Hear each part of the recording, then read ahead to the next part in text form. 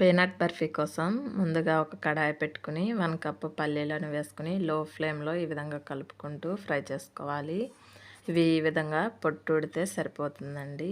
ఇప్పుడు stove off చేసేసుకుని ఇవి పూర్తిగా చల్లారిన తర్వాత పొట్టు మొత్తం తీసేసుకొని ఒక మిక్సీ గిన్నెలోకి వేసుకొని మెత్తగా పౌడర్ చేసుకోవాలి.